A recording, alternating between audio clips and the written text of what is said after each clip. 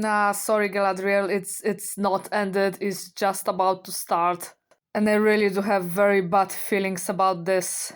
Welcome, guys, to my another analysis. This time I am tackling the already infamous Amazon Prime, The Lord of the Rings, The Rings of Power, that's about to air early September or something. And I already can't help but think that it's going to be yet another complete and total disaster, just like Kenobi, and appears to be like just every other major production these days is going to be packed with nonsense, ideology, feminism, non-racism, the message, and all of that jazz. First of all, apparently they don't even have rights to Tolkien. I think they have rights to Lord of the Rings, but not to the Silmarillion. So they're just going to invent some made up stuff that's happening somewhere in the place called Middle Earth. That's going to have some characters from Tolkien, but essentially speaking, it's just going to be a glorified fan fiction. Because they don't even have rights to Silmarillion, so they can't actually present the actual Silmarillion. I have no words. The only thing the trailer tells you that apparently the whole thing is going to be peace and love now, but there is some war waging on them happening somewhere, God knows which one, because it's not Tolkien, so how are we supposed to know which war we're actually talking about? Obviously, men are going to be incompetent idiots who don't know anything about anything, and it will be up to women to rescue entire Middle Earth, I believe. But we already got glimpses of that, didn't we? We got Warrior Queen, Go Galadriel, and some kind of female empowerment moments. The only man that appears to be doing something even mildly cool is this black elf Arondir. So suddenly, guys, we're having black elves. I have no idea where in Tolkien they took that from, because as far as I remember, elves were all fair skin, very tall. Because in actual Silmarillion, look for that, lads, elves are the prime firstborn children of Ilúvatar. Ilúvatar is God in this universe, and elves were regarded as his firstborn children, so they are superior to humans, and then humans are the secondborn. Elves are the leaders and the humans are the followers. That's how it was in the Silmarillion. I mean the actual Tolkien Silmarillion, not in this whatever this is even going to be. And am I saying that what black people, they cannot be leaders? No, that's not what I am saying, but they very clearly described in Tolkien the elves as being fair skin. It's going to be just like in Witcher. You know, I don't think they're gonna go to such an extremes like there actually, when they just made all the elves black. God knows why, because guys, Witcher is based on Polish mythology. There is no black people in Polish mythology, not because of Polish people being racist or whatever, but because there simply is no black people ethnically living in Poland. Shocking. That's why there's no black people in this particular art. Shocking.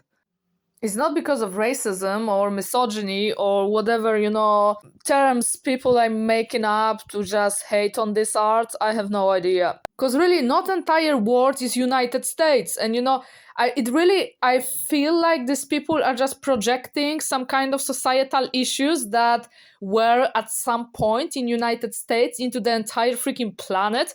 Issues that didn't occur at all in England or in Poland in case of Witcher.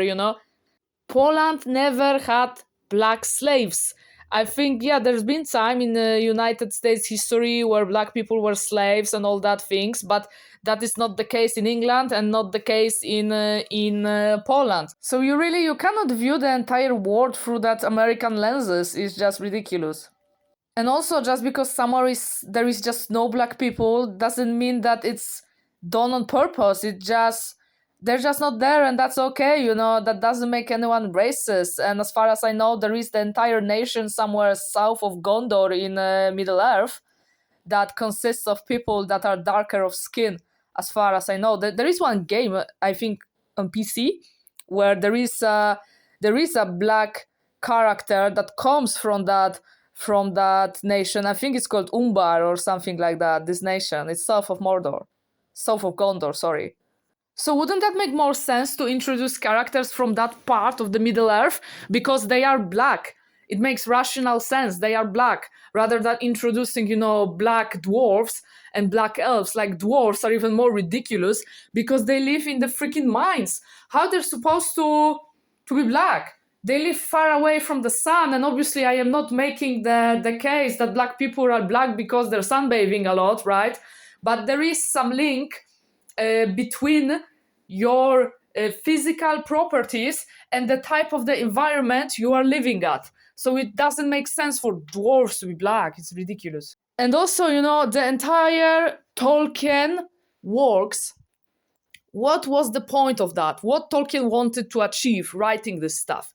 Tolkien wanted to produce mythology for England, not United Kingdom, not Scotland, not Ireland, but for England.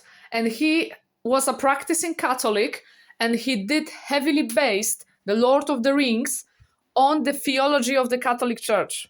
So it really, it isn't something you can just take and make whatever nonsense you can out of it, especially if it has such a big cultural, national, philosophical significance to some particular region on Earth. Like, imagine taking some myths, some legends, some are from China or from Congo or whatever, Uganda.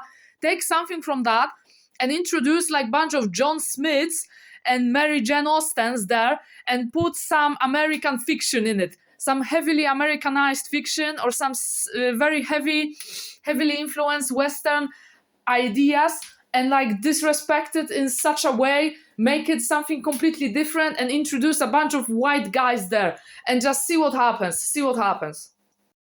So yeah, guys, I think we are up for yet another major distraction this year. It's just going to be one huge go Galadriel moment, and the characters that are actually going to impact the story be smart, resourceful, and that actually are going to think for themselves and come up with the right conclusions are all going to be either female or diverse. I also really don't like how they're making all the men so effeminate.